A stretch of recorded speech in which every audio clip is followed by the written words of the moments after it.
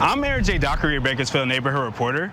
Last week, a woman was assaulted on this block in downtown Bakersfield in broad daylight. To avoid being a victim of a crime, there's a hand symbol you can use in case of danger. This symbol can potentially save you or someone else's life. The signal for help was developed in 2020 by a Canadian Women's Foundation and quickly spread online.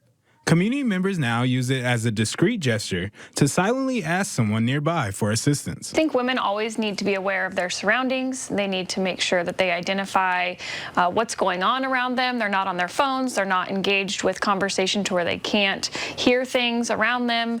They, of course, need to have a friend with them at all times if they can. But there are these signals that we are all learning about again. It's something that's been going on for a few years, but related to domestic violence, it's essentially the hand turning into your thumb down into a fist. Advocates say the signal has been used successfully in several cases.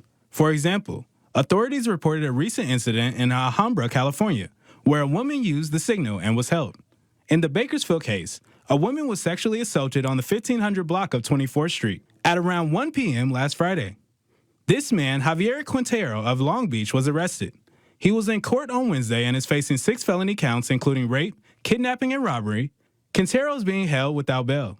Residents say they take additional steps to protect themselves when they go out. It's honestly very important. I don't think anybody should be going out by themselves or without something that could help them if anything happened, like pepper spray or maybe a pocket knife or something like that, or one of those buttons that you press that make alarms. If you don't take those precautions, it could be easy for you to get hurt or taken by somebody else. When I go with my friends, I make sure I have at least 2 or more, and I take some pepper spray and then when going in back into your car, I feel the first thing you should do is lock your car door, because you don't know if someone could be watching you or creeping up and opening it. The Open Door Network offers self-defense classes and other programs for people who have experienced domestic or sexual violence.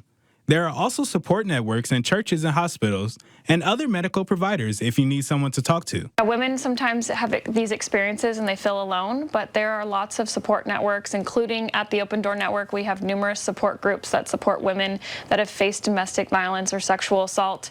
Churches are great places to go to talk about your situation. We know that hospitals and other medical providers are really knowledgeable about these issues. Don't be afraid to speak up.